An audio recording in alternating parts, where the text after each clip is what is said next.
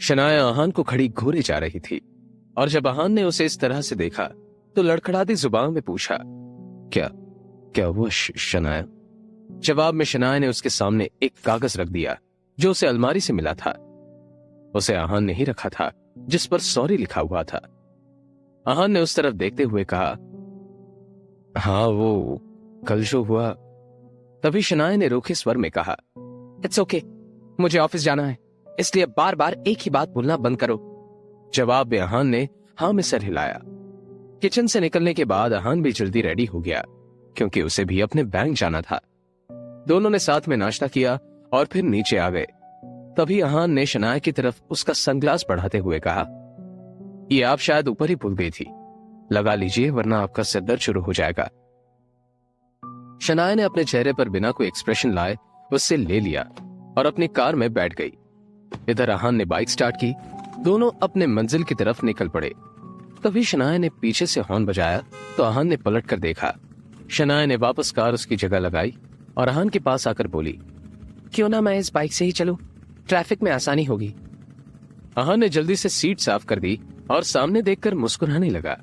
Bike पर बैठकर शनाया ने आहान के कंधे पर हाथ रखा तो आहान को एक अलग ही एहसास हुआ। शनाया का भी कुछ यही हाल था। आज वे दोनों पहली बार पूरे होश में एक दूसरे के इतने पास थे। आहान ने अपने ऊपर एक जैकेट डाली थी और शनाया ने अपनी जीन्स के ऊपर सफेद रंग का टॉप डाला हुआ था जिसमें वो बहुत ही खूबसूरत लग रही थी। तभी शनाया ने कहा, अब आप चलेंगी या फिर किसी और का इंतजार है? आहान ने एक मुस्कान के साथ गाड़ी आगे बढ़ा दी। जल्द ही वो दोनों गिल कंस्ट्रक्शन के ऑफिस के सामने खड़े थे। शनाया अभी बाइक से नीचे उतरी ही थी कि तभी उसका मोबाइल बजा। शनाया ने देखा कि उसकी माँ यामिनी जी का फोन है तो उसने झट से उठा लिया। तभी दूसरी तरफ से आवाज आई, बेटा शनाया, तुम्हारे पापा का एक्सीडेंट हो गया है, जल्दी से हॉस्पिटल पहुंचो। इतना सुनते ही शनाया की हालत खराब हो गई।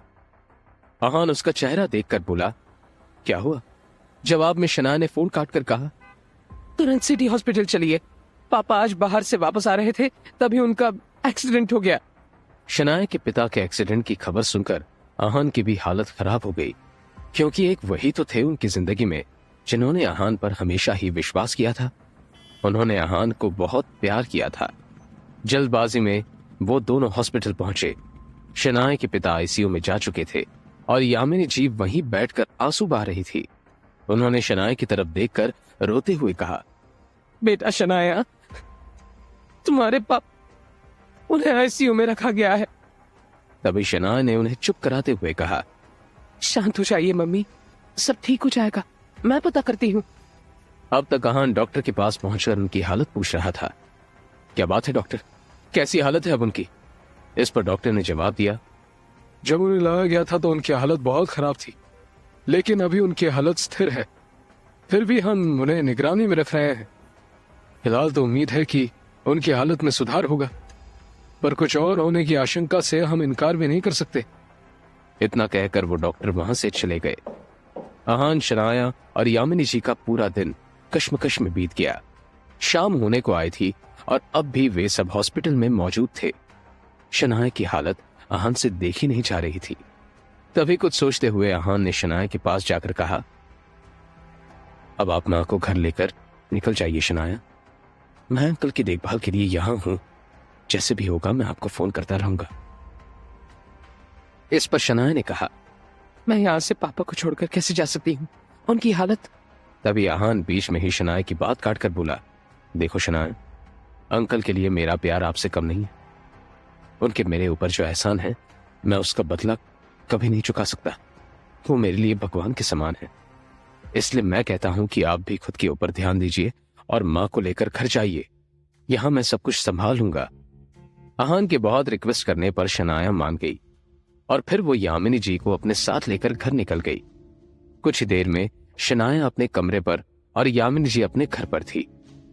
इधर आहान अभी हॉस्पिटल में एक जगह बैठा हुआ था जब डॉक्टर ने उसके पास आकर कहा, देखिए, मिस्टर शेखर की हालत अचानक ही बहुत ज्यादा बिगड़ती जा रही है, जल्द ही उनका ऑपरेशन करना होगा।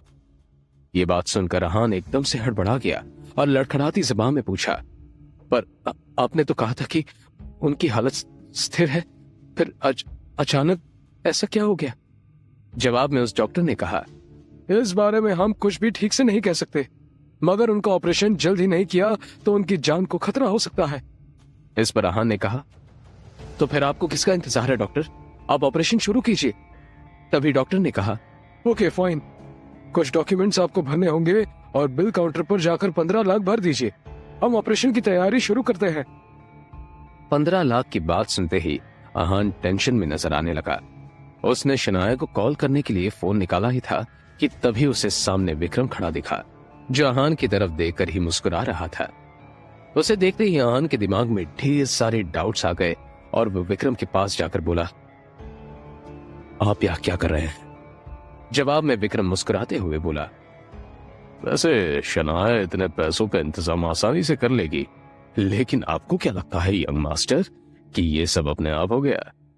उसकी बात सुनकर आहान की आंखें सिकुड़ गई। तभी विक्रम ने आके कहा, ये एक्सीडेंट तुम्हारे पिता के कहने पर ही कराया गया है। ये सुनकर आहान को झटका सा लगा। एक पल को उसे यकीन नहीं हुआ कि सामने खड़ा विक्रम सच बोल रहा है, और विक्रम के चेहरे से मुस्कान गायब नहीं हुई थी। अगले ही पल आहान का पूरा चेहरा गुस्से से लाल हो गया और उसने कहा, आपकी हिम्मत कैसे हुई ऐसा करने की? इस पर विक्रम ने कहा, आदित्य रायजादा की हिम्मत इतनी ज्यादा है कि अपने एक इशारे पर इंडिया का बाजार हिला सकते हैं, फिर ये तो एक मामूली एक्सीडेंट है। आहान ने गुस्से में कहा, ये आपने सही नहीं किया है, आपको इसकी कीमत चुकानी पड़ेगी। विक्रम फिर से बोला, बस 15 लाख ही तो है इसकी कीमत और मैं ये चुकाने के लिए तैयार हूं। बस आपको अब रायजादा ग्रुप को अपनाना होगा। इस कंपनी के सामने 15 लाख ऊंट के मुंह में जीरे के जैसे। इस पर आहान ने कहा, ये रुपए तो तुम्हें ही भरने होंगे और अंकल के एक्सीडेंट का हिसाब मैं बाद में लूंगा, लेकिन मैं तुम्हारी बात कभी भी नहीं मानूंगा। जवाब में विक्रम ने कहा, अगर मैं पैसे न भी दूं तब भी तुम्हारा काम नहीं रुकेगा यंग मास्टर, क्योंकि आपके पास शनाया है। लेकिन सोचो, अगर शनाया को पता चला कि उसके पापा का एक्सीडेंट इसलिए हुआ है क्योंकि तुमने हमारी बात नहीं मानी, अगर उसे ये पता चला कि तुम्हारा रायजादा खानदान से ताल्लुक होना इस एक्सीडेंट की वजह है, तो क्या वो कभी आपको माफ करेगी? मेरा ख्याल है जो रिश्ता अभी धीरे धीरे सही हो रहा है वो भी खत्म हो जाएगा। आहान विक्रम के चेहरे की तरफ देखता रह गया। सच में विक्रम ने बड़ी ही शातिर चाल चली थी और आहान को यह अफसोस हो रहा था कि अभी तक वो इस साजिश को समझ क्यों नहीं पाया था। तभी विक्रम ने आगे कहा, और हाँ, अगर आपने हाँ नहीं की तो आप अपने पिताजी को जानते हैं। ये सब यही नहीं रुकने वाला, शनाया भी है। शनाया का नाम सुनते ही आहान एकदम से घबरा गया। उसने विक्रम को रोकते हुए कहा, ओके ओके, आप ऐसा कुछ भी नहीं करेंगे जिससे शनाया उसकी फैमिली और मुसीबत में आए। मैं आपकी बात मानने के लिए तैयार हूं, मगर यह बात बाहर नहीं आनी चाहिए कि मैं कौन हूं और यह सब मेरी वजह से हुआ है। आहान का जवाब सुनकर विक्रम मुस्कुराने लगा। तभी सामने से आहान को शनाया आती हुई दिखी। उसके हाथ में एक टिफिन था। विक्रम उसे देखते ही वहां से चला गया। आहान ने शनाया को उसके पापा की हालत के बारे में बताया और फिर जरूरी फॉर्मेलिटी पूरी करने के बाद उनका ऑपरेशन शुरू हो गया। कुछ देर में डॉक्टर ने खबर सुनाई कि अब शेखर की हालत सही है।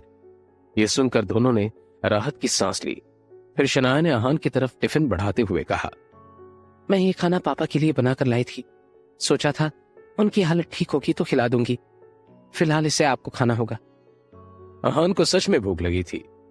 उसने टिफिन खोला तो अंदर भिंडी की सब्जी रखी थी जो आहान को बहुत पसंद थी। तभी उसे शनाया की बात याद आई कि उसने खाना पापा के लिए बनाया था, मगर उसके पापा शेखर को तो भिंडी से सख्त नफरत थी और यह बात शनाया अच्छे से जानती थी। मतलब साफ था कि शनाया ने यह खाना आहान के लिए ही बनाया था, मगर इस बात को वो जताना नहीं चाहता था। यह सोचकर आहान के चेहरे पर एक मुस्कान आ गई। शेखर को आईसीयू से बाहर शिफ्ट कर दिया गया था और शनाया उन्हीं के पास थी। इधर आहान ने टिफिन खत्म ही किया था कि तभी उसके मोबाइल पर शगुन का कॉल आ गया। फोन उठाते ही दूसरी तरफ से आवाज आई, आहान जीजू प्लीज मुझे बचा लीजिए वरना मैं बर्बाद हो जाऊंगी। आहान ने पूछा, ये क्या नया नाटक है शगुन? इस पर शगुन ने रोते हुए कहा, जीजू देव मल्होत्रा के क्लब में कुछ लोग मेरे साथ जबरदस्ती कर रहे हैं। गौरव और शौर्य का भी नंबर नहीं लग रहा, इसलिए आपको कॉल किया। अब जल्दी। शगुन ने इतना कहा था कि तभी किसी ने उसके हाथ से मोबाइल छीनकर नीचे फेंक दिया। फोन पर अहान उसकी चीख और कुछ गुंडों की आवाज सुन पा रहा था। आज कहाँ बचकर जाओगी हमसे? बिना हमारी हसरत पूरी किए तुम नहीं जा सकती, कोई भी बचाने नहीं आएगा तुम्हें। तभी शगुन की एक चीख गूंजी और वे सभी गुंडे जोर जोर से हंसने लगे। शगुन के रोने की आवाज और गुंडों के हंसने की आवाज अहान के कानों में साफ पड़ रही थी। अहान दौड़ते हुए शनाया के पास पहुंचा और बोला, शनाया, मुझे कुछ जरूरी काम है, मैं बस कुछ देर में आता हूं। शनाया ने पलटकर कुछ कहना चाहा, मगर अहान वहां से जा चुका था। जैसे ही अहान देव मल्होत्रा के क्लब में पहुंचा तो वहां पर कोई भी नहीं था। पूरा क्लब खाली था। उसे किसी साजिश की बू आ रही थी। धड़कते दिल से अहान थोड़ा और अंदर बढ़ा कि तभी पीछे से किसी ने हाथ से रुमाल लेकर उसके नाक को तेजी से दबा दिया। अहान कुछ पल छूटने की कोशिश करता रहा और अंत में बेहोश होकर नीचे गिर पड़ा। तभी वहां